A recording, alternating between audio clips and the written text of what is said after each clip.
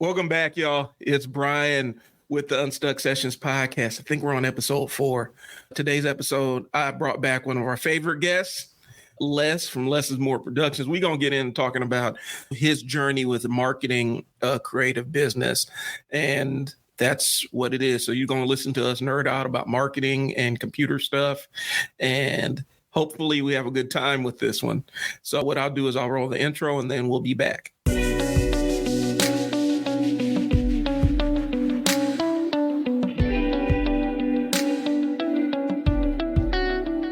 All right. So for those that don't know, my guest is Les. We've done a couple of other podcasts together, so I encourage you to go check them out with What's the Business.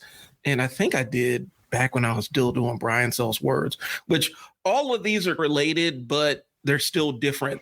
They're different genres. We're talking about different things here. And today's episode is going to be talking about the design business, because here's the thing. Marketers, people who do marketing services, we have to figure out a marketing strategy too. And it's not easy for us. Sometimes it's actually harder for us because we know some of the back end stuff.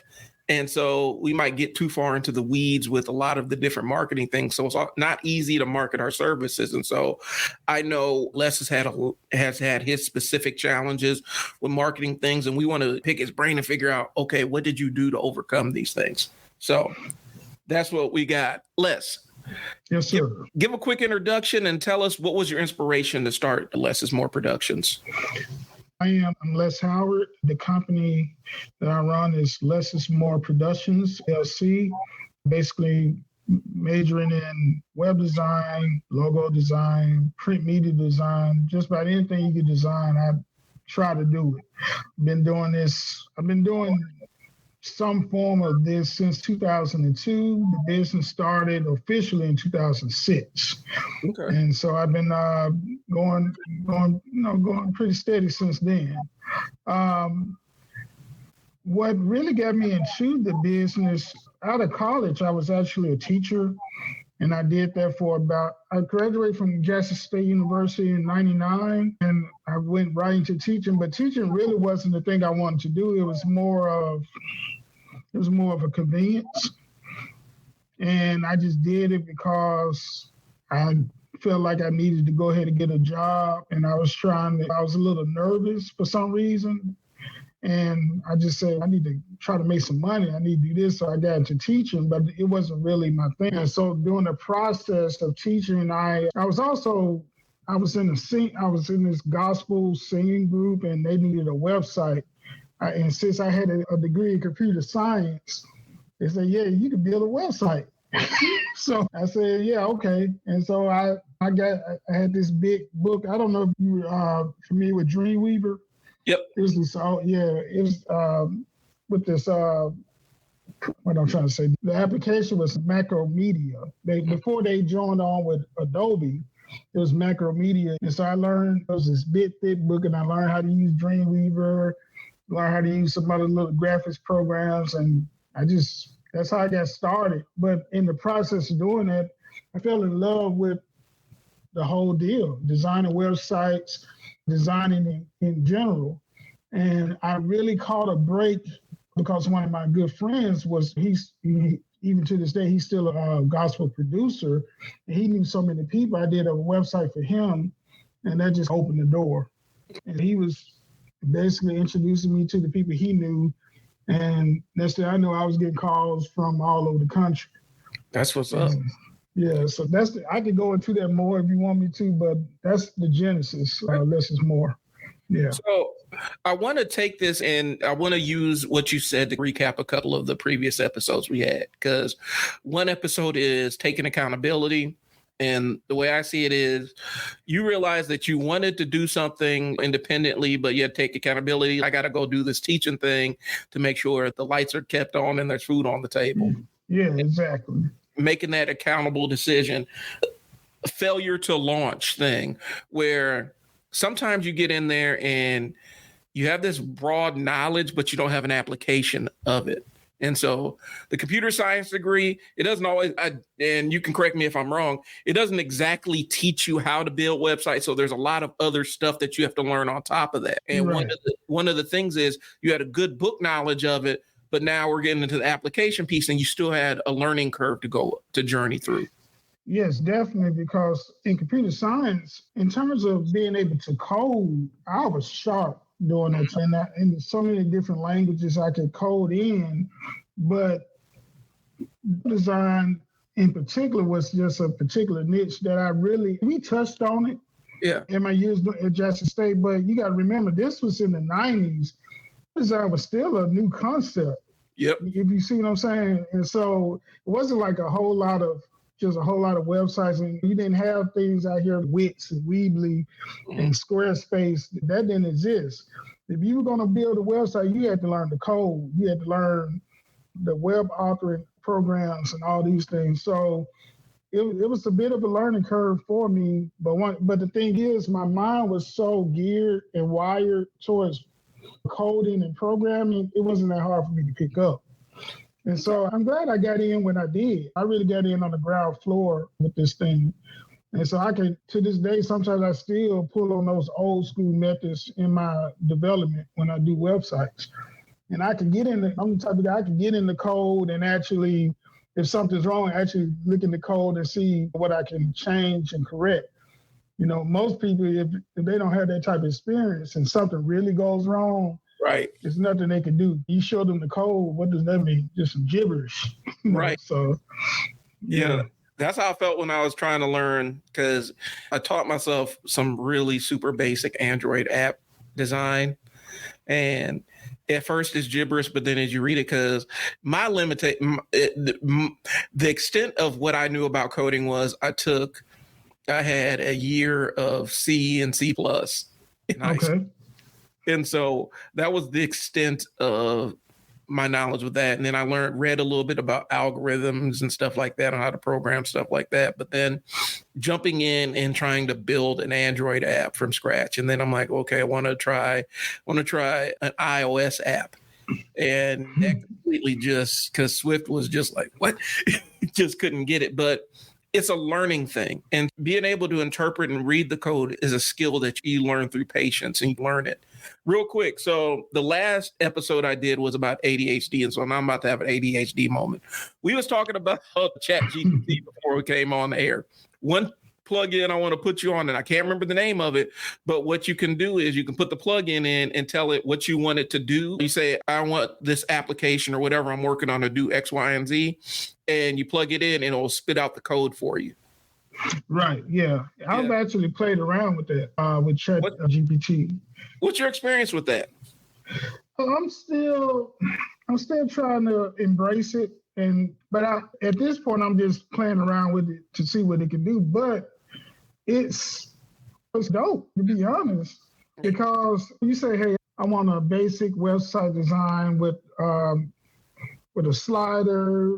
You can actually tell it what you want, and then it generates the code. And I'm like, it saves a ton of time, whereas you don't have to try to figure all this out on your own. You just tell it what you want, and it'll generate the code. And then from there, which goes back into what I was saying earlier, coding, you can take the code they give you, and then you can manipulate it to what you need it to be.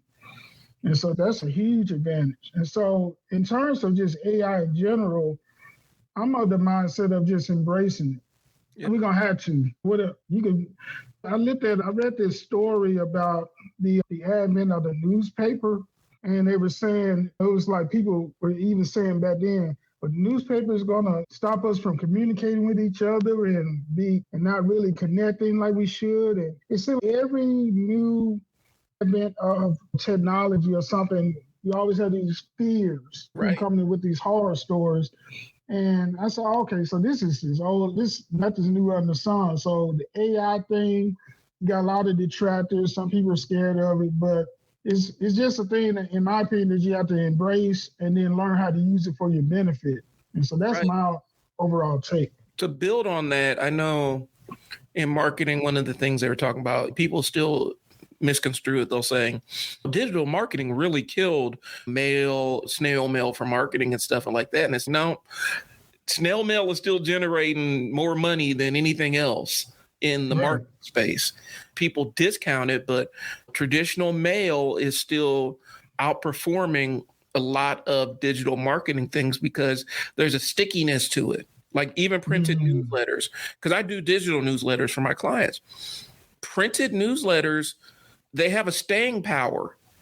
Because you can put a word puzzle or some recipes or something that's going to force them to go back and refer to that piece of material, and they're going to constantly keep seeing your name. You keep adding to the 7 to 12 touch points that people need before they make a decision about interacting with a new business. And just because the new thing exists doesn't mean the old thing goes away. Just like I've said it before, just because you buy a new dog doesn't mean that you can just stop feeding and giving water to the old dog.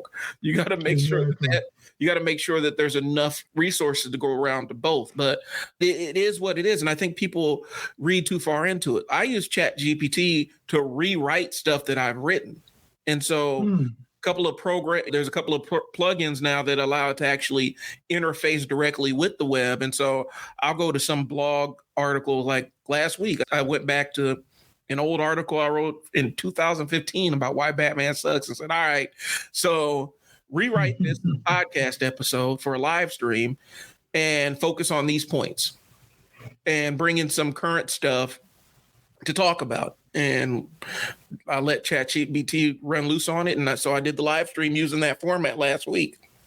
And so it wasn't taking anybody else's content. It was utilizing my own, just organizing the thoughts to make them a little bit cleaner and more easy to communicate. And I think a lot of people misconstrue what AI can do. They see this stuff on Midjourney and all this AI artwork that's coming out. And I know Facebook was awash with that not too long ago, where everybody is really diving into it. And the reality of it is, if you've ever played around with Adobe Firefly or anything, those AI generative, where it creates the graphics for you, you get somebody with 5 arms and 27 fingers, 2 toes, you can only do too much. You can't really utilize that stuff. And it's still learning, and it's only as good as the input that you put into it. And I think people are in this panic about what it means for their careers. People are still going to need artists. People are still going to need writers. The most I could see AI doing is turning active writers into editors. Does that make sense? Where they're editing. I got you. They're doing more copy editing than they are actually doing a ton of writing. Or they write it and then you use some AI to clean up the prose a little bit, and then use some tools like Grammarly to even more sharpen the prose on it and make it concise. From a writer standpoint, some of the stuff that's written, when you just give ChatGPT raw code, like raw prompts, it's verbose. It doesn't sound like a person wrote it. And so you still have to edit it, is what I'm saying. That was a long way to say it still requires human input. We ain't at Skynet yet. The Terminators ain't coming yet. Not yet. Give it a couple more. Give it maybe about 4 more years, maybe 2 if we get another Trump presidency. I'm just playing. But you know what? One thing I would say that every advance in technology is all about efficiency. Right. That's the name of the game. When you think about it, every single advancement, because otherwise we would still be on horse and buggies and all that. Right. You know, it's always somebody thinking it's got to be an easier way to do this. Right. It's got to be a better way. And so eventually the whole necessity is the mother of invention. Somebody's going to come up with it. Right. And that's what happens. So, you know. Because if we went back and talked to ourselves in the 80s, right now, just the concept of us doing a live stream, recording to an off-site place with camera, and we live in a Star Trek right now. Like we're in the Jetsons, man. We got phones that look like little pocket screens, and we're having video chat and stuff. That is so in our minds back in the 80s, that was so far set in the future that we didn't even know we would be around for it. And right now we're doing it. And so the churn of technology, it feels slow because we're experiencing it, but this stuff is happening and the adoption is happening at a rapid pace. It's not a bad thing, but if we forget the stuff that works, and pretend like it never worked, then we're losing recipes. The big thing in the video game right now is there are literally video games we grew up with that we can't play anywhere. They don't exist anymore because Nintendo owns the IP, and if they don't release a digital copy of it, you can't access it. I know people have illegal ROMs of it, but Nintendo hit some dude, he getting hit for $30 million for it, just running his little online ROM thing. And so, did Soulja Boy get in trouble for he creating a fake console or something? He's an intuitive and inventive young man, but he is. But he got himself in trouble with that. And there's always going to be room for the old stuff, because if you still have your old Nintendo and those old games and they still work, you can play them whenever you want to and no problem. But if you don't, they gone. Yeah. Actually, I have this, I wish I had it in this room, but I actually have this little digital Nintendo emulator thing. It has 600 games on it. Yeah. Some games they don't have. I don't have Mike Tyson Punch-Out. That's the one I was looking for, but I just got it. I was at this place called Game Exchange, and they have a lot of retro gaming things in there. And I bought it. It's pretty neat, though. It has a lot of games on it, but like you said, there are some games that are lost. Yeah. So some of the games I was looking for, it wasn't on there, but still, it's pretty neat. Plug it in and play. And see, now we off on the sidetrack. Here's what I'll say. I do have Mike Tyson's Punch-Out, or I don't know if it's Mike Tyson's Punch-Out or the regular Punch-Out, because I can't remember. I think it is regular Punch-Out, because you fight Mr. Dream at the end. Oh. But I have it on my son's Nintendo Switch. He has it. Oh, okay. He'll come out to me. He's 12. He'll come out to me. Dad, I beat the second bald bull. Good work. I guess the big challenge is making sure that we don't think that just because new technology exists, the old technology becomes irrelevant and stuff like that. And I think that's the mistake that a lot of people fall into is, this thing is old. And so now it's old, not a favor. Now we can just move on. All right. So I'll ask you this. When it comes to Less is More Productions, LC, who is your target audience? Target audience, really, for the most part, is established businesses. Really, I would just say, in general, established entities. And what I mean by established is, at this point, I want to deal with people who know what they're doing, they have a budget, they have a clear goal in mind, they know why they are pursuing me or someone like me to even do a project for them. When I first got started, I would pretty much deal with anybody that had a couple of nickels. And now they need a logo for $50. I go ahead and do it because I needed the money. But at this point, I want to deal with people who are, like I said, they have a budget. They know what they're doing. They have a clear objective.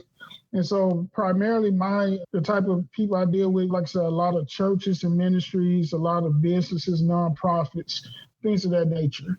Okay. And I like to deal with people who are, at this point, kind of established in what they're doing. I see, and I know that you have so you got the web design and the logos and digital flyers and things along those lines.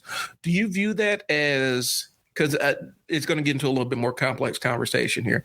Do you view that as separate businesses under one banner, or are they all tied together for you? You said separate businesses under one banner. Are you referring to, I'm trying to figure out how to answer that question, because I know for some of my clients. Okay, go ahead. So what I mean by that is I'll talk about Coach Mo Athletics, and I'll talk about I Sell Words. So one of the things I came across, and this is something I've heard other people mention, and I just really had time to sit down and think about it. Every new service I provide requires different marketing. It requires a different kind of person. They may be a different place in their business journey. And sometimes they cross-pollinate, sometimes they don't. And so I've started viewing different services as separate businesses within what I provide.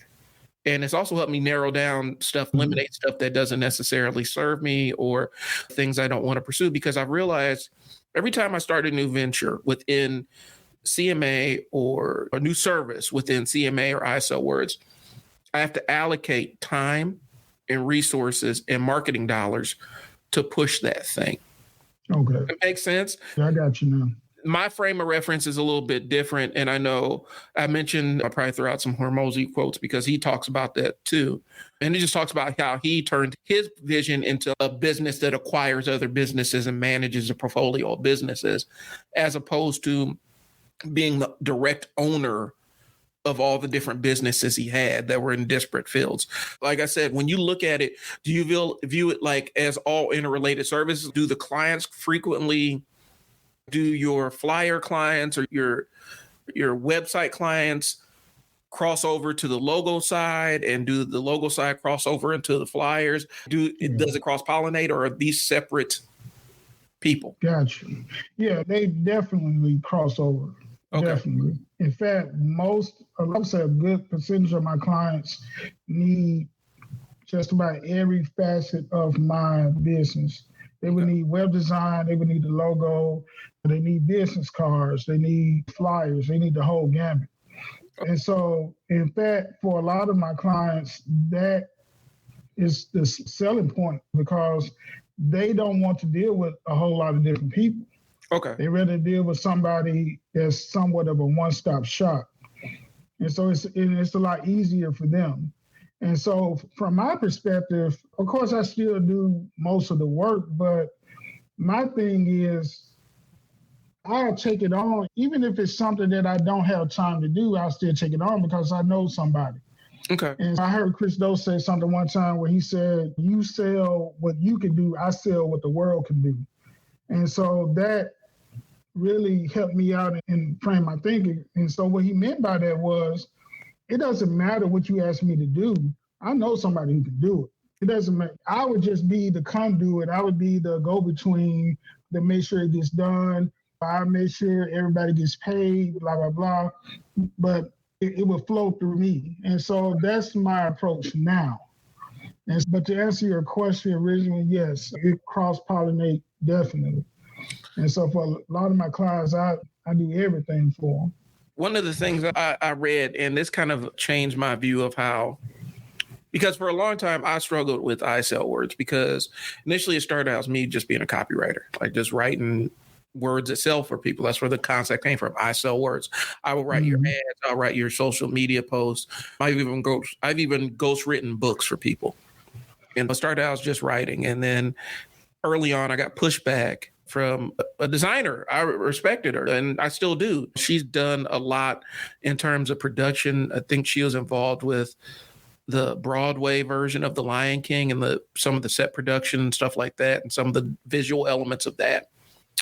And when I spoke with her, she's, I don't know anybody that needs a copywriter. I don't even know any copywriters existed. Instead of seeing that as a challenge, let me be the first, I'm like, oh shit, I got to figure out something else to do. And so I was like, all right, I know how to do video work and all that. And so I started adding on a bunch of other things in my bag. And I kicked myself for it, because I'm like, all the gurus and everything tell you, you need to laser focus on this one thing. Yeah. And get really good at this one thing.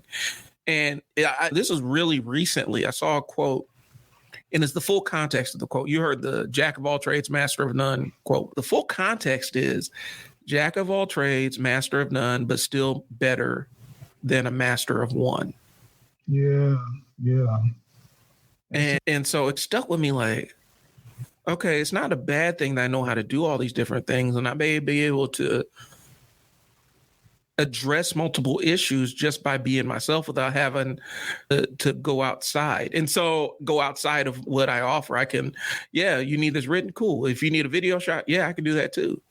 And if you don't mind, see, the other advantage is, particularly with what I do, is it allows me to create brand consistency. So if I create the logo, I have a certain style. If the client likes that style, let's say I create the logo and then they take the logo and give it to somebody else to put it on the flyer or something, it may not have the same feel. But if they come to me, and they say, Les, I need a logo, I need 2 flyers, I need a website, business card. Okay, it's going to all be consistent because I have a style and I'm going to be able to design it across the board in a similar fashion. And so that's the other part that it's hard for me to say I'm just going to do one thing. And in my opinion, really with the things that I do, it's all related anyway. In my opinion, it's so close. I just don't see myself just sticking just to websites or just say I'm the logo guy. I do know people who do that. So all they do, I know guys who only do websites for particular types of business. That's just how niche they are. We only do websites, and it's only going to be for nonprofits, or it's only going to be for churches, and they do well with that. And I think there's an advantage to that as well. But for me, my philosophy is more of, I like that one-stop shop deal, but that's me. I don't know if it's right or wrong, but it works for you. It's right. And I went back and forth with it because I'm like, okay, I need to figure out one industry that I want to dominate and just completely own that industry. And my mind literally doesn't work like that. Like my mind does not process things like that because I instantly start seeing all the different angles and opportunities that are available. And it's almost to the point where it prevents me from being productive because I'm trying to force me to think in this straight line and only focus on this one thing. My mind doesn't work like that. If I'm reading a book, I normally have one book I'm reading, one I'm listening to, an audio book, and then that's contextual. So I might have another one I'm listening to at this time. Right now, my daughter and I, when I take her to school, there's this audio book we listen to, Save the Cat Writes a Novel. And it's talking about novel writing for young adults. So there's one that Save the Cat Writes a Novel, and then there's Save the Cat Writes a Young Adult Novel. We listened to the first one last school year, and this year we're listening to Writes a Young Adult Novel. And so I will listen to that, but then I'll switch off to listen to the Alex Hormozy book, or I'll switch off to listen to all these other books based on the context of where I'm at. And so just focusing on that one thing doesn't work because my mind operates in my mindset's different in different contexts, if that makes sense. Oh, yeah. I'm the same way. When I'm listening to someone speak, I have to do something else while they're speaking. If I'm literally listening to a speech, I am doodling something, or I may be on my phone. At the same time, I'm picking up everything they're saying. But if you say less, you have to sit there and don't do anything else and listen to them speak.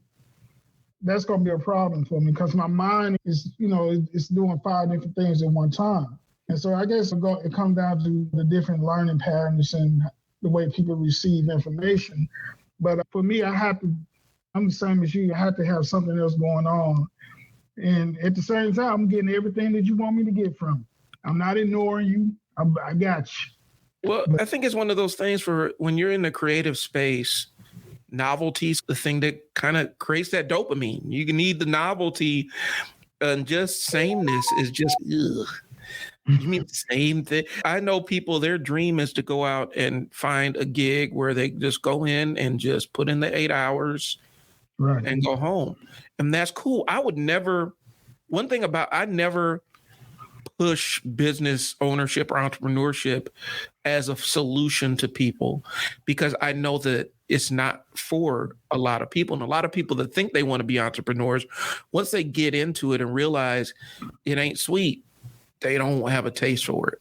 And so I wouldn't push that as a solution. If that's what makes them happy, having a job where you just do the same thing every single day and clock out and go home, and every 2 weeks you have a nice, huge check in your account. Guaranteed. Yeah, that's for them, and that's great. I would encourage them to follow that every day of the week. For me, it doesn't, the sameness, and even the jobs I had before, I worked group homes with kids that had major behavioral issues. Every day was a different adventure walking in. You didn't know what you were coming into on a day-to-day basis. And that suited my personality just fine. Then I went into case management, and I love the aspects of case management where I'm out there meeting families and in the streets, even trying to figure out where my kid that ran away went, or going to the courthouse to try to keep this other kid from going to jail. That was entertaining for me. The stuff that sucked was the other stuff where I got to clock in, sit down, write this paperwork, do all this other stuff.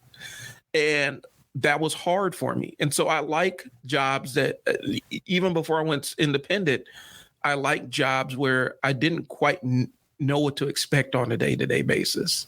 That's what kept me engaged with it. The moment it became, oh, this is predictable. Right. Even when I was managing my own, like the 2 times I had when I was a residential director, that's still an adventure, because not only are you dealing with kid issues, but you're dealing with staff acting like kid issues.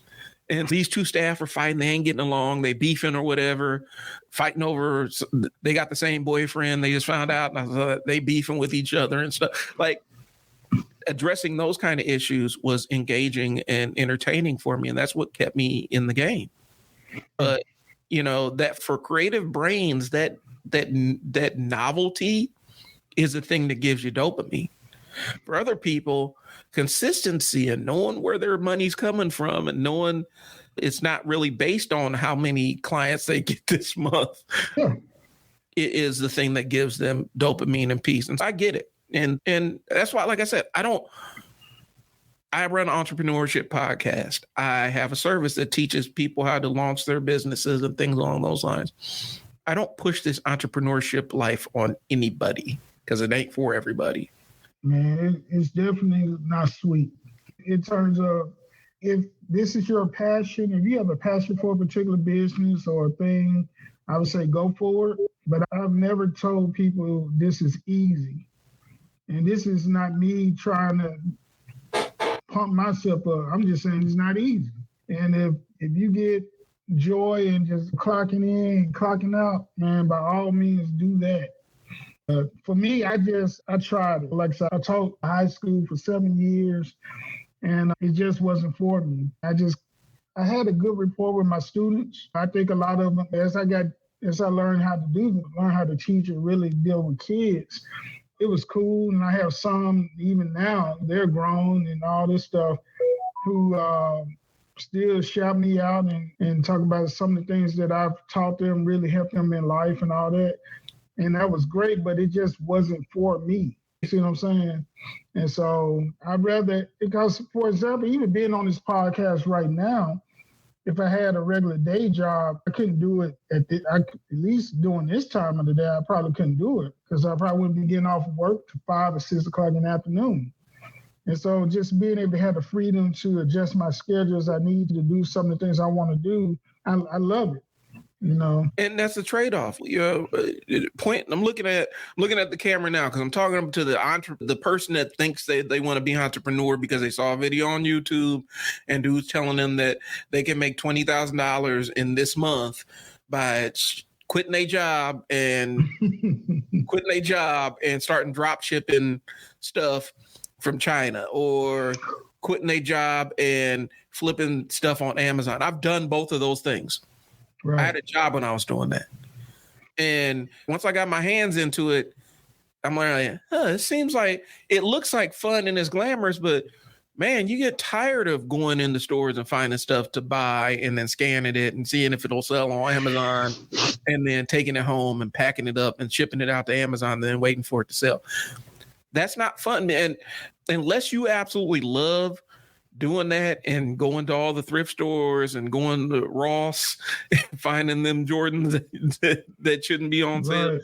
Unless you absolutely love it, I wouldn't advise you to stop your 9 to 5. You can have it as a side hustle, of course. Yeah. Definitely. Very few things where I would just say, oh, you need to 100% just give up your job and go chase this thing. Because again, this world ain't for everybody. So we're going to get into a little bit of that piece of it, because we're going to do this and then we're going to take a quick break. So we want to talk about challenges that you've had with your marketing with Less is More Productions. And first thing is dealing with competition. And I have a specific view on competition, but have you had to deal with competition in your space and people trying to undercut you and stuff like that? Yes.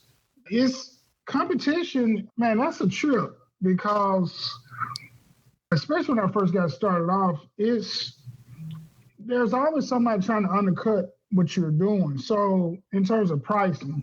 Right. And so I used to be involved in that race to the bottom situation where, it's almost like I became like a mini Walmart, except I didn't really have the capacity of a Walmart, if that makes sense. That makes sense. Low prices. Yeah, I guess I could do it for 70. Yeah, 'cause I got a cousin. He said he could do it for 65. Well, okay, I could do it for 60. And you get into that situation. And I think I've said this to you before, but one thing that changed my mind when I heard Magic Johnson say that it takes him just as much work to make $1 million as it does for him to make 100 million. It's just a matter of, so when someone calls him, of course he's on that level, someone calls him with $1 million deal, he doesn't take the call. If you call Magic Johnson about a business deal, he's dealing in the 9 figures. That's why everything you see him do, he's buying the Washington Commanders, or he's on that level. He's not on the level of, if he's going to get involved in let's say he want to buy some Dunkin' Donuts, he's not going to buy 2. Right. He's going to buy 100. Everything he's doing is 8, 9-figure deals.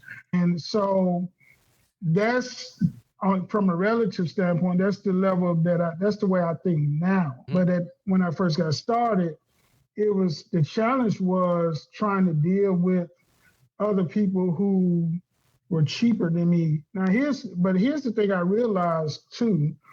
In the one advantage I do have is that I do not sell a product. And what I mean is, if I sell a Chevy and somebody else got the same Chevy, yeah, okay, you may have to CKU battle on that price. It's the same exact car. Right. I'm selling art. That's the way I look at it. And so I have a niche. My niche is the style in which I design everything that I do. And once I realized that kind of gave me a little out, a little niche, a little way of saying, okay, yeah, you could go with the cheaper guy, but let's actually compare the designs. You need a flyer. He designed a flyer. Look at his flyer, and I look at mine.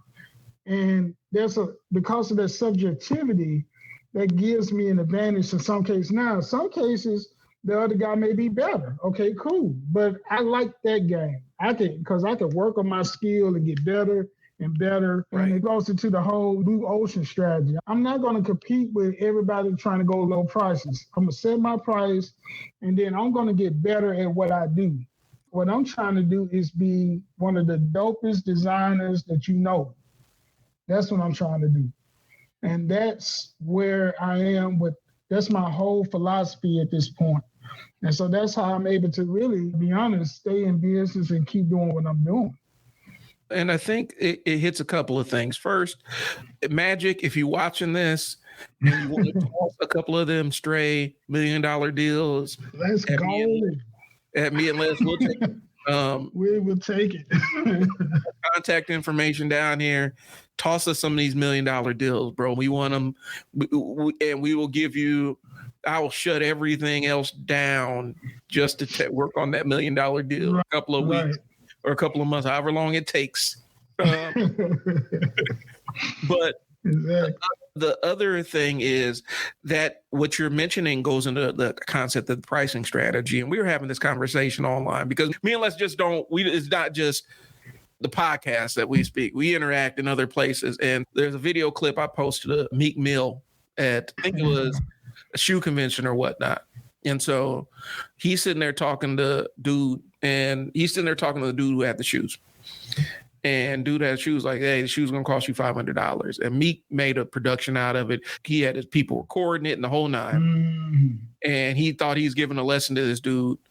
And no shade to Meek. If you watching, no shade to Meek. Hope you watching. Got our fingers crossed. But basically the concept was, he's like, I'm giving you game. If you knock $100 off these shoes, then I can do a commercial for you. And then I give you And then you can not only have the commercial and the endorsement, but then you have the sale too. And two's now just give me my $500 and I'll be good. And the concept was, my take on it was, dude's already in a viral video of Meek Mill, and he still got paid full price for them shoes.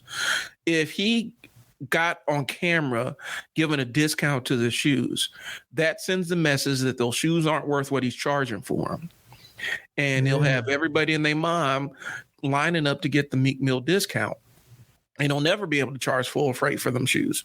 What happens when you get into the negotiations on prices with people, or you lead with the discount, and it's a discount you don't want to make, you feel like you have to make. You're saying this service isn't worth what I'm charging for it.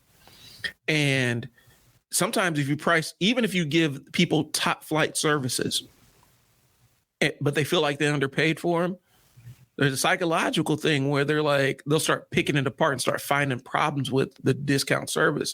Whereas if they would have paid 10 times what they paid, or 5 or 10 times what they paid for that service, there's a other psychological element where they will optimize the situation in their mind and say, no, this is exactly what I asked for. And they're rationalizing because of how much they paid for it. And so the price thing is a subtle signal about the value of what you're offering. Either be the cheapest priced or be the most expensive. You don't want to be third cheapest option. And so when you give that discount, and this is for my fledgling business owners who didn't take my advice earlier and keep their day jobs. If you out here and trying to figure out how to set your price, you want to be reassuringly expensive for what you do. And I stole that from Ty Turner from Flash Film Academy. But that reassuringly expensive, because if they pay enough, they see the value in it and they don't have much to pick apart. If they feel like they got your services on discount, there's always something wrong with it. How many times have you had a flawless meal from McDonald's in your mind? Now, if you would have got that same McDonald's meal at a high-end restaurant and paid 5-10 times what you paid at McDonald's, that little quarter pounder was that meal. Last time I checked, the meals is expensive now. So that little quarter pounder meal that you got that started out as $8-9 is now $90. Right. You would have optimized it and said, man, the fries were amazing and the burger, you know what I'm saying? You would have optimized because you had to rationalize how much you spent on that thing. So the wisdom we putting in here is stand firm on your pricing. And you want people to say, man, that's expensive. Yeah, it is, because I'm giving you high quality work. But if you're like, oh, it is, man, let me see how much I can knock it down. Now they're going to start questioning the quality of work that you're putting in. The only people that I've seen that actually appreciate when somebody does something for free or barters for something is somebody I'm not going to say the only person, because there's plenty of people do it, but business owners have a taste for that, where you're like, okay, we're bartering for services, or you see the value in the discount and you're getting a lot of value out of the thing you didn't pay a lot for.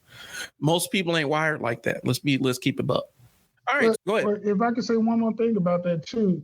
And my take on it, the reason I push back when people try to lower my price, I don't like when other people try to dictate my pricing. I have a thing about people trying to tell me what to do. Maybe that's just a thing. But my thing is this, because there have been times where I'm in a situation, I say, you know what, man, I'm going to give you $100 off. I can feel it. I can feel that if I take off something, this may be beneficial to both of us. But a lot of times, if I don't feel it, and you come, now it's one thing to request. You have the right to request. Right. Once I say, man, I'm not feeling it. Okay, I don't want to get in the back and forth with you about the way I price my stuff. At this point, you're either gonna buy it or you're gonna go with somebody. If you got a cousin that can do it for cheaper, then go to your cousin. Why did you come here in the first place? Exactly. I just wanted to throw that out there. That's just my little pet peeve. And can I say one more thing too? Yeah, go for it. Here's the other thing. What you said was correct. When you set yourself as the guy who's the cheapest in town guy, what happens is they tell their friends he's the cheapest in town. Now you're going to get a whole lot of people that are just like them. Now you spend your time on clients who all want the 50% discount, and you become the clearance rack guy, so to speak. And that's true. And that's one of the things we've talked about is don't pay me with exposure, because all that does is exposes me to more people who don't pay. That's it. The concept is, and in the creative services, you still have to build a portfolio. And sometimes you do have to take pro bono work, but you're taking it because you are deciding that's what you're going to do. Not because somebody came and said, hey, do this for me for free and I'll show it to 1,000 people. That doesn't That's not going to work. Going back to what you're saying, I was talking to my barber about this yesterday. That I think part of it, I don't like people telling me what to do. I think that's why I don't like necessarily shopping traditionally for cars. Like, I avoid going to the car dealership like the plague. I hate it. Last little dude, I think I traumatized him out of the business, because I'm dead serious, because I came in with my notebook. I said, this is how much I'm going to pay for this car. I have cash on hand. Don't send me back to the financing person. I'm not going to sit here and wait. If you keep me waiting more than 45 minutes, you're going to lose this sale. And he started playing, and I think he was new. He started playing the auto dealer game where he draws that little cross and puts the numbers in there and makes the numbers do what he wants them to do. Math don't really add up. Math don't really math.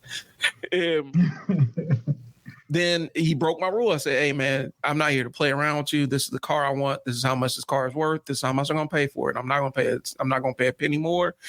I have the money in the bank to buy it right now.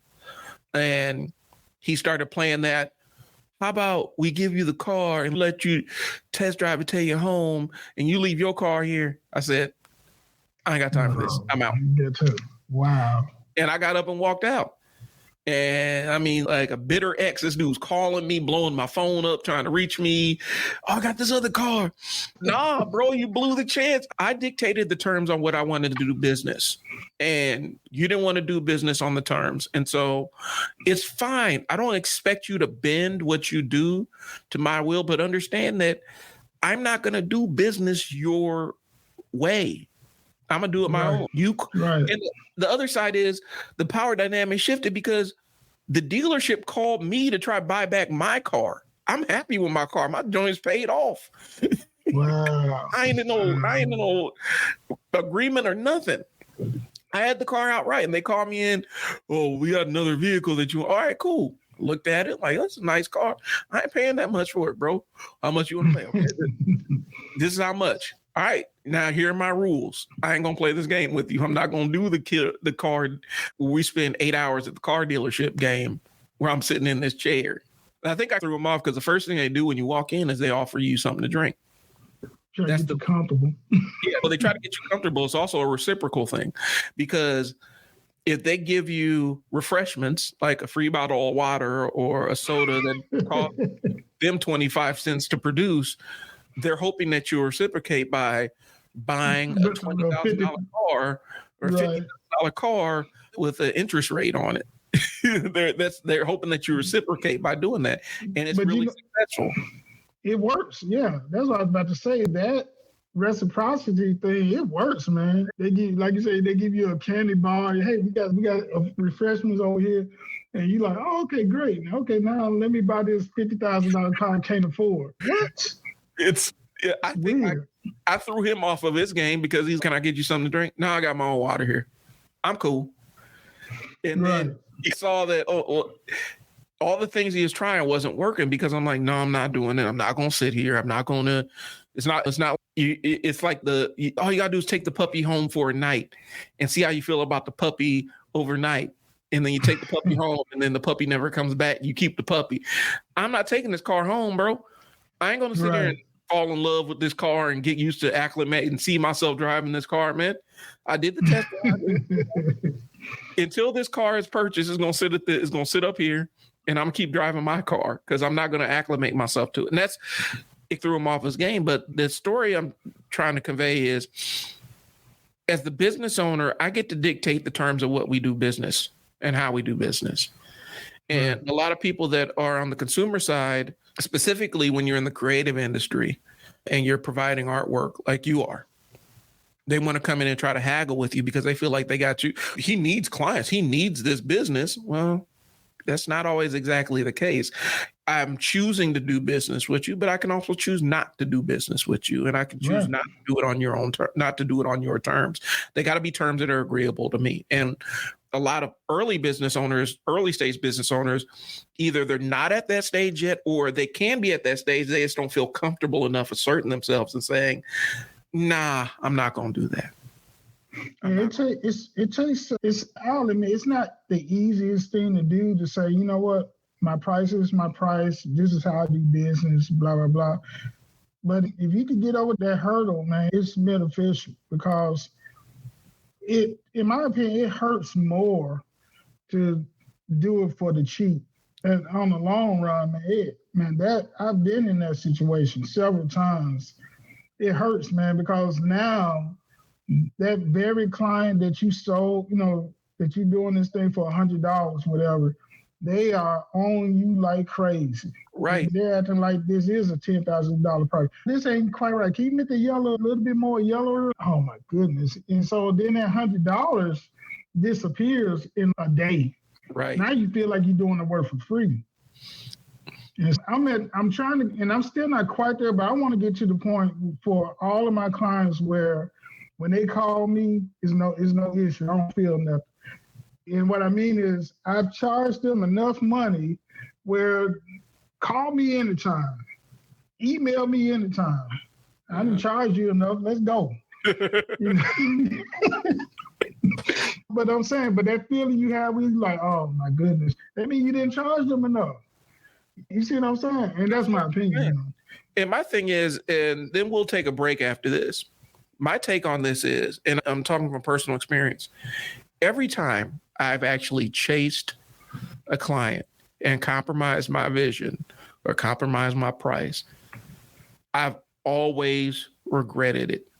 Always. It's always been something I ended up regretting, where I'm like, I didn't charge them enough, or I chased them down and did business on their terms and practically begged for their business.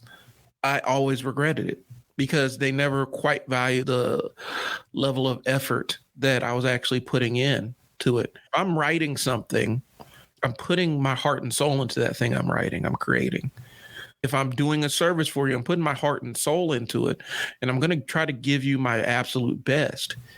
And sometimes when you make that compromise, they're already predisposed to think, but they're willing to come off their square so easily. They're going to take shortcuts with my stuff. And you turn into that. So that's where we're at. And so that's the challenge. So what we're going to do is, I got a few more questions to ask Les. We're going to take a quick pause for the calls to break things up, and then we'll be right back.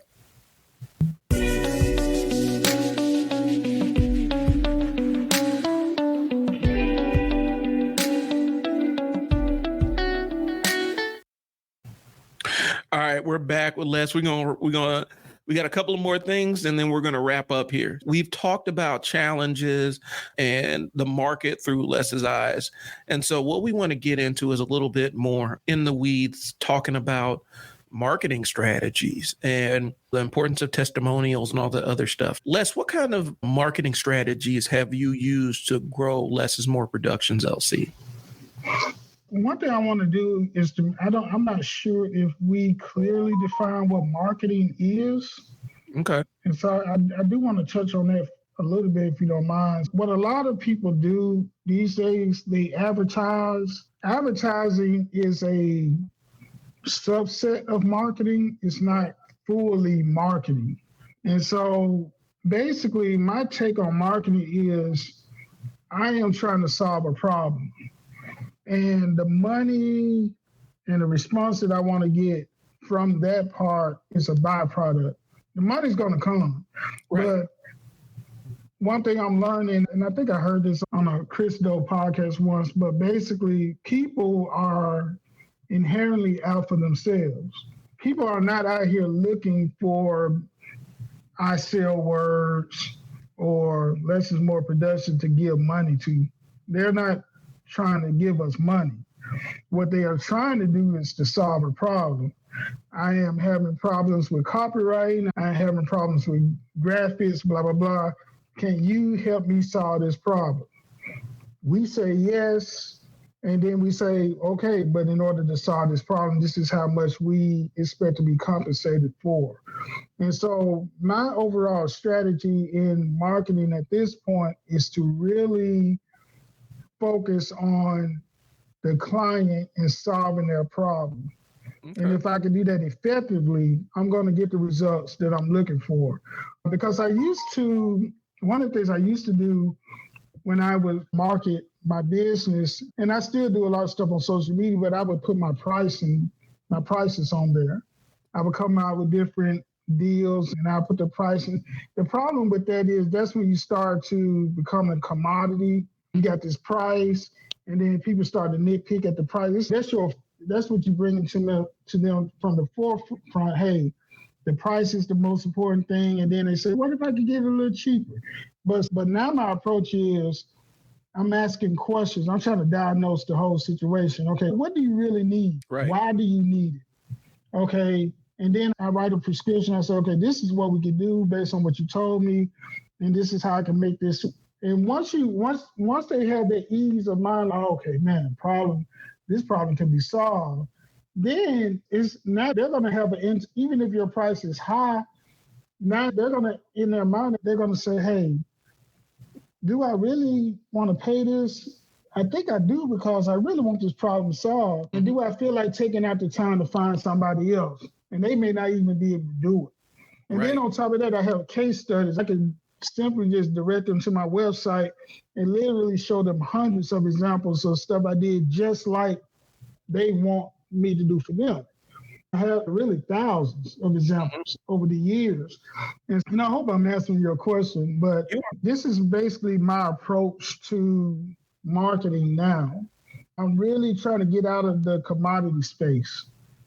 I'm really trying to be that guy. I want to be that recommended guy. And it happens a lot. You see it on Facebook. I'm looking for such and such guy who can do this and this. If your name is the name that comes up, that means you have created some type of reputation for yourself that people could trust you to say, hey, man, go to Brian for this. Go to Les for this. And that's what I'm really trying to do is continue to build my brand, build a reputation, not be the lowest guy, lowest price in town guy, but I want to market in a way where, man, this guy is so dope. And, man, I'll pay double for what he's bringing in for us. I'll pay double that. And so that's my marketing approach right now. And to build on what you were saying, my role as a marketing strategy is consultant, coach, whatever the definition, depending on the context is. My job is to help you find the people that have that specific problem that you solve. So to me, that's the art of marketing, is finding the market, finding the people that have that specific problem that needs solved and have the money to pay for that problem to be solved with your method. And so that's it. It does relate. And I think a lot of times people get so caught up in just the advertising piece, the old school janky promoters. We're gonna go lay all these flyers down. We're gonna print off 150 flyers and put them on cars everywhere. Well, that's great, but if you're really trying to get a crowd of 300 people, then you need to have 3,000 flyers to lay out somewhere. You got to think bigger than just what the little bit of you're doing. And that's how I view it. I see it from a 10,000 foot view. Where can I find this subsegment of people that have this specific problem? And where do they congregate online? And how many different places can I find? And how many trends can I identify from dealing with that group? So I know that they have a proclivity for this or they like this. And so now I can start tracking them and finding them and stuff. And I think I'm getting a little bit tangential, but I think that's why a lot of business owners struggle when they do the advertising piece on social media, because social media sites intentionally make it really super easy for you to click a button and put money in and boost a post or promote whatever you're doing. But they don't tell you the back end tools that you need to really fine tune and sharpen that and reach a broader audience. They don't necessarily target the ad for you when you create it. And so they're not going to show it to people that have the problem that you're trying to solve. They're going to show it to everybody. And you're going to burn through your budget a lot faster. And so it's about figuring out who needs you to solve their problem. And that's really what the marketing piece is. And that's what creating products and services is really about. There are a lot of people who have great business ideas, but they don't really solve anybody's problem. So they don't exist. It's hard to get business to them. The other day I was driving by, matter of fact, I was driving by a little strip mall in Omaha, and there's this clothing store. I'm not going to put them out on blast. But the first time I drove by them about a year ago, I'm like, wow, I've never heard of that, and ain't nobody going in there. And they're going to be gone in a year. And lo and behold, I drove by and they were gone in a year. And the problem was they had created their own, they had an idea for a cool, catchy sounding little name. And that's what they ran with. But there's no demand for that name. They didn't build up anything around that name. There's no anybody clamoring for their gear. And so there's no market for it, is what I'm saying. A couple of people saw it and thought it was cool, and nobody bought it. And that's what the problem is. There's a lot of people out here who don't really have a defined problem or defined market in mind when they create a product or service, and then it ends up tanking. And so I understand what you're talking about with the problem solving piece of it. I get it. And people need to know, even when you talk about that business that you saw, even if you can solve the problem for people, they need to know you exist. So Another strategy is being consistent. And now I still haven't really gotten into the content creation part as far as YouTube and video, that's like my weak point. That's something I want to get into. But every successful, let's say, YouTuber I ever heard, the one thing they say is you got to post every day, stay consistent. And I even heard MKBHD talk about he posted something like, he started posting when he was like 13, 14 years old. Right. He had already posted 300 videos before he even had 5,000 subscribers. Nobody really knew who he was, and he had already posted that many videos. And then at some point it popped off, but imagine that you had to post, and I think you're doing it now. Right. Where you're in the space, because I see you posting all the time, and that's what it takes to be successful. You have to post so much stuff in order to eventually get to the point where people notice, oh, okay, Brian is out here doing some things. And then what happens is all your older videos end up having a long tail, and people start going back to stuff, that you did before. But it takes that much effort. You're not just going to put out one video or put out one, in my case, develop one website and expect, oh, okay, now I'm Bill Gates or whatever. It's not going to happen. It's the myth. One thing is it takes a long time to be overnight success. And sometimes, even I'm posting out stuff, the view count is, especially on YouTube, the view count is abysmal. It's not going anywhere, but I know that it's consistent. And so if I can consistently reach 50, 60, 70, 120, 130, 400 people consistently, eventually it'll start building upon itself. And so I constantly post, but most of my views come from like TikTok or Instagram or whatever, but it takes a long time. You got to keep chopping. And I think one of the things, and it's a recent manifestation in culture, is the myth of this viral celebrity. A lot of these viral celebrities have been out there. A lot of these viral content creators, for either they've been out a long time and you're just now discovering them, or they finally had the one video that cracked the code and exploded. But you go and they have a whole library of stuff that never exploded. Or they are truly that one hit person. And since they have no library, they are quickly forgotten about since there's no other content to go through. And the consistency piece is this. Whether you post once a day, whether you post once a week, whether you post once a month, whether you post once every 2 months, you got to post. You have to be on that schedule and consistently post stuff. And it's going to take a long time because your first videos, your first podcasts, your first website, your first photo shoot, it's going to suck. It's going to be bad. And that's okay.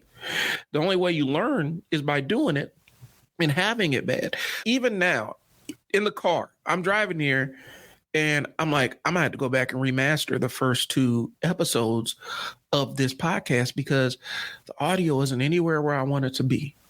And I had to figure out where it got screwed up in my process. And so I'm like, I'm going to go back because I'm planning my weekend out. I got some client work to do, and then I got to remaster 2 episodes of this podcast because the audio isn't where I want it to be. You learn. It's an evolving thing. And the only way that I can have the knowledge to go back and remaster it is by actually doing it and putting it out there and realizing, okay, I'm not happy with how this turned out. And I figure out what happened and reverse engineer it from there. But some people are really expecting to be this overnight thing. And I think TikTok has really exacerbated this, where people don't have valuable content, or they have the one video that connects and then they spend all this time trying to chase that one popular video, and then they make a bunch of other subpar videos trying to duplicate the success of what they're doing, as opposed to having a bunch of related videos that are probably equal in content but are different. Does that make sense? Yeah. They don't have a library of stuff that shows what they're able to do.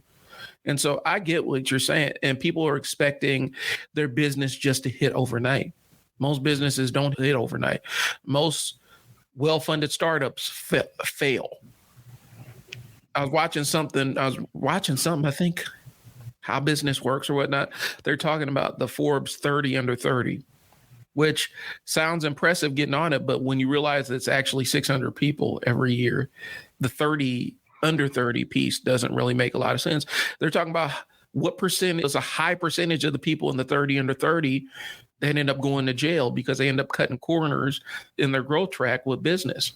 And so this myth of the viral celebrity, I think, hurts a lot of people because they aren't accustomed to the concept of you have to put in a lot of work and see no return for a long time to be an overnight success. Yeah, that's what it takes, man. It's weird, but that's the way it goes. Something else I want to point out too, when in terms of gaining trust with clients and things of that nature, a lot of times your clients they don't necessarily trust you, but they do trust the person that told them about you. So the whole word of mouth thing is, I've gotten a lot of business through social media just by clients sharing my posts on their page.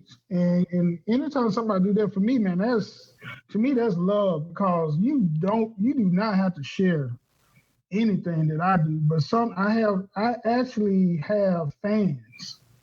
Yeah. I look at, there are people who, I'm talking about every single time I post something, whether it's on Facebook, whatever, they like, love, or share the post. I'm talking about every single time. Every time I post something, it's the same group of people. And those are the people that are really keeping you in business, because they know other people, and eventually somebody gonna say, hey man, I just seen this post, that you've been sharing this guy. What about him? And then they word of mouth, they get to talk, and they're calling you, and you got another client.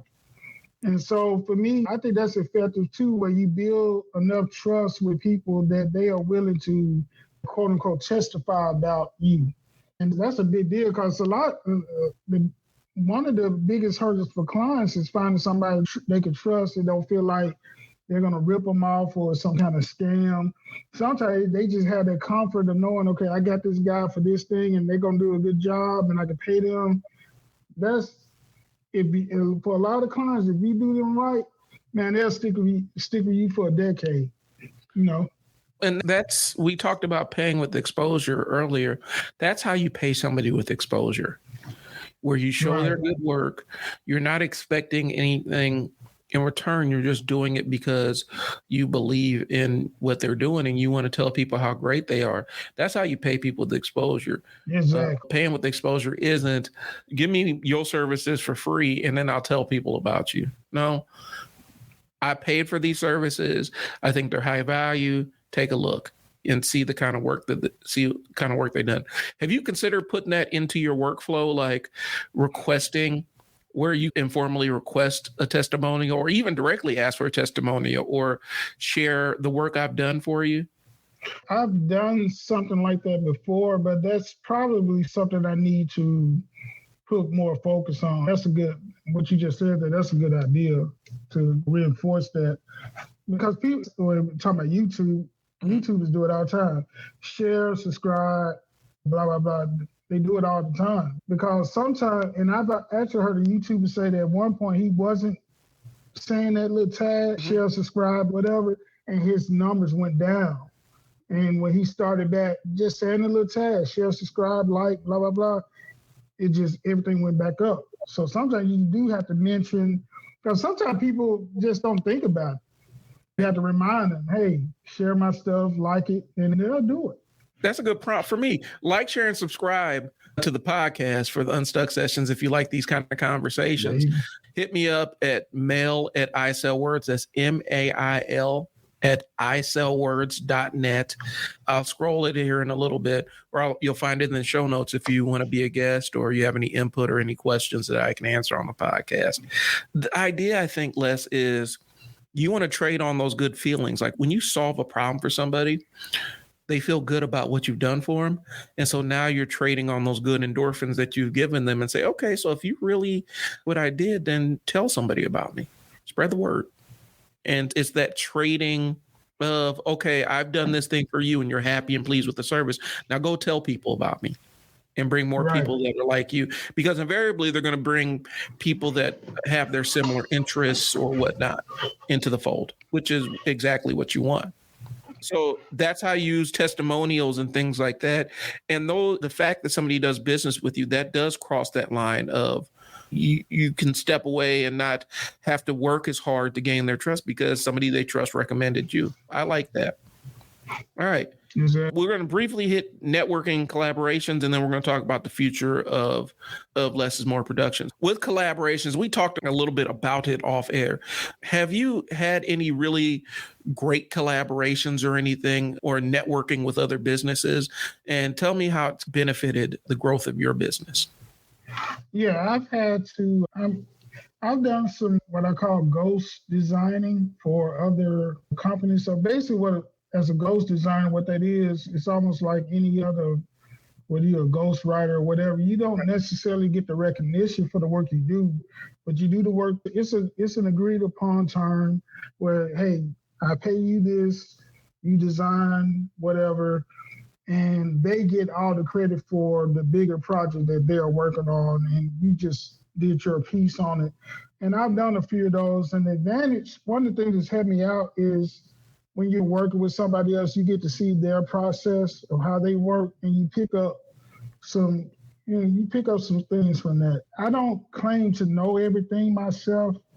I don't claim to be the best. Mm-hmm. And sometimes you get in a situation where you are working with somebody else who's a little better than you, have a bigger platform, and you're able to see they actually kind of showing you some of their trade secrets when you're working with them sometimes. And they may not try to do that, but it's just since you're working with them, they say, okay, we need this done like this, blah, blah, blah. And you pick up. So what I try to do is just learn what I can learn from them, get my money and get out. But that's some of the benefits of working with somebody else. So I've had some collaborations of that sort, and it's been pretty good for me, Good. And yeah, from the business side, plus it's steady work, and you get to soak up all that free game from other people doing the same thing. And I know they've called it white label services and things along those lines, plenty of different names for it. From when we talked about it a little bit, and I know it's an avenue that you're looking into, possibly like networking groups and things along those lines with other business owners. Especially if you're in a field that works, that business owners are going to come to, like design work or marketing services and stuff like that, there is a benefit in being in the right kind of business networking groups, because then you have that consistency, you can build trust, people see you frequently, and they really get a sense of your philosophy, your design philosophy, and then they get to determine on whether they want to do business with you. And so those are the other networking options that are out there. And for us locally around here, there's Centersphere and there's a couple of other groups that are out there. But I know nationally, there's a lot of different kind of business to business networking groups. And I think that there'd be a benefit for you to check them out. But I know that just for in general, for business owners, that's a good place to go to soak up game from some established people and some major. You might even be in the room with some major players, and you may be able to set up time to sit down and talk with them and learn some stuff. What Alex Hormozy puts it as paying down your ignorance debt. So when you start a business, you have a lot of debt. You have your cost-related debt with actual cash and stuff, and then there's an ignorance-related debt that you have to pay down before you start being successful, and it allows you to pay down that ignorance debt. I like that. All right, let's see. All right, so what do you have coming up for Less is More Productions? What can we expect in the future from you? In the future, I really want to do more video production, video editing. One service that I'm really getting into, I design flyers, but I have this thing called enhanced flyers that I'm doing now. And so basically it's almost the same flyer design, but now it has animation, it has sound, video included. So it's a little bit more interactive. Okay. And so it's just a doper way to present the same flyer design. And so specifically, that's one of the new things I'm doing. Overall, I'm just trying to grow, man. I have a son who's 14, he'll be 15 soon, and he helps me out with a lot of things. And by him being a younger demographic, he has his pulse on what's new. Okay, he's quick to tell me what's lame. They always are. It's just all of a sudden I'm the old guy who doesn't know anything. But he kind of puts me on game with a lot of things that's going on now. And so I want to grow in that space and really stay relevant in my business. And one thing I wanted to mention earlier, the name, when I was trying to figure out what I wanted to name my business, I purposely named it Less is More Productions instead of Less is More Designs, or because I didn't want to put myself in a box. I want to produce. So at some point, let's say I stop doing websites, I can still keep the same name. Whatever, maybe I could start doing some CGI work for a major movie studio company. I could still be Less is More Productions. And so I wouldn't have to change my name into things. I want to keep things open and just continue to learn and grow and add more services to what I do.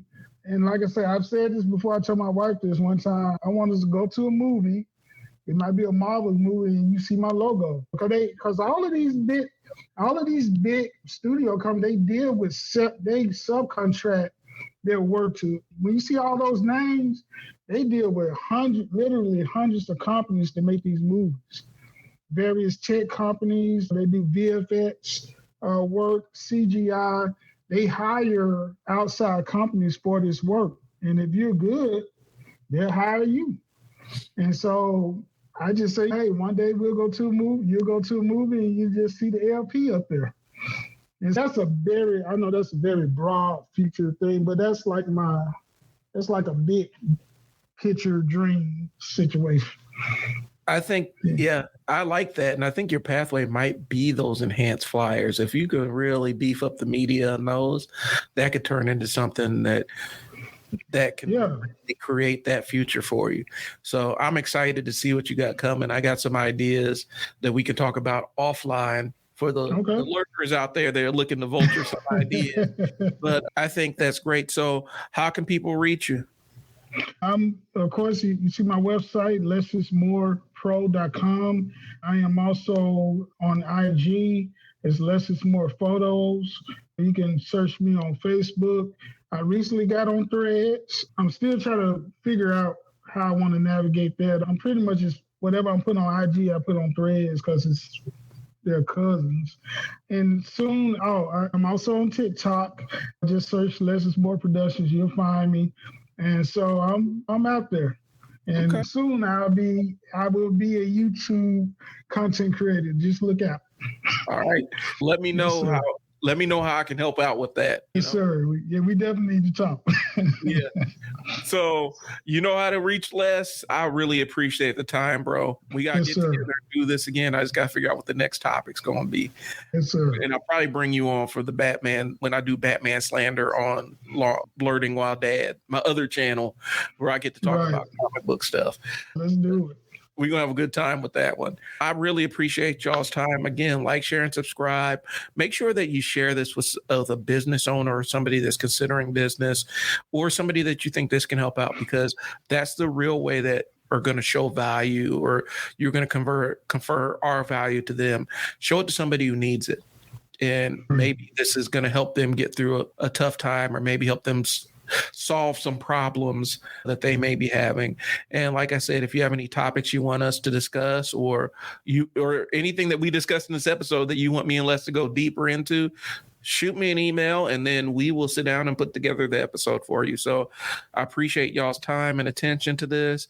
Again, this is the Unstuck Sessions, and we're helping you get unstuck here. So thanks for tuning in. We'll talk to you later.